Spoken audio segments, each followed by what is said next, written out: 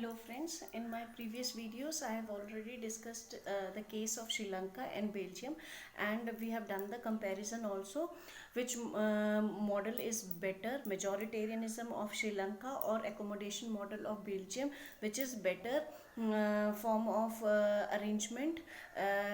We have already discussed these things in the previous videos. Now today in this video I will be focusing on why power sharing is required. So let's begin this topic. Power sharing is an important feature of a democratic form of government, right?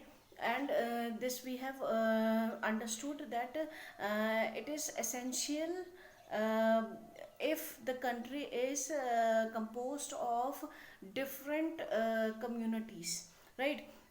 किसी भी देश में अगर अलग अलग तरह की communities रह रही हैं तो उस देश के लिए पावर को शेयर करना is very essential. This we have understood through the two case studies that we have already discussed. Right, what happen अगर हम पावर को शेयर नहीं करते हैं, क्या क्या प्रॉब्लम्स आ सकती हैं. हमने श्रीलंका के केस में भी देखा, हमने बेल्जियम के केस में भी देखा. तो इसी through these two examples we have understood that in modern democracy power को शेयर करना इज़ वेरी एसेंशियल.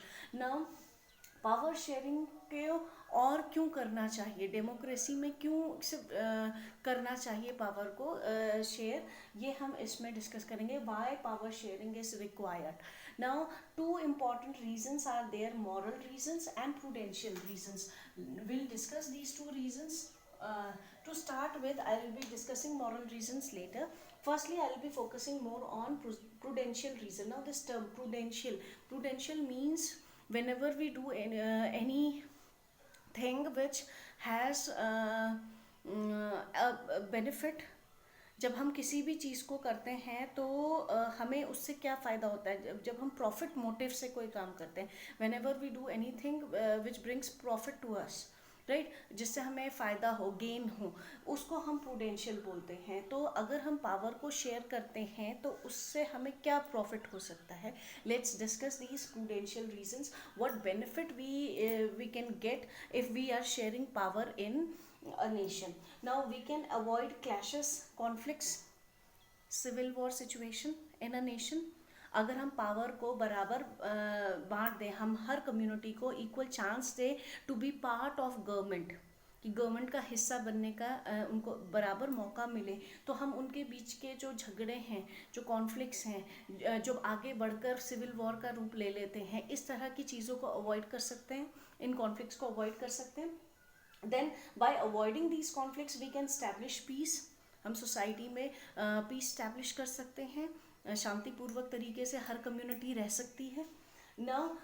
जब सोसाइटी में एक पीसफुल इन्वायरमेंट होगा, लोग सेटिस्फाइड होंगे, तो देश में पॉलिटिकल स्टेबिलिटी होगी. जब हर कम्युनिटी को बराबर मौका मिलेगा गवर्नमेंट का हिस्सा बनने का, तो पॉलिटिकल स्टेबिलिटी हमें देश में देखने को मिलेगी. तो अगर हम पावर को शेयर करते तो हमारे क्या फ़ायदे होते हैं.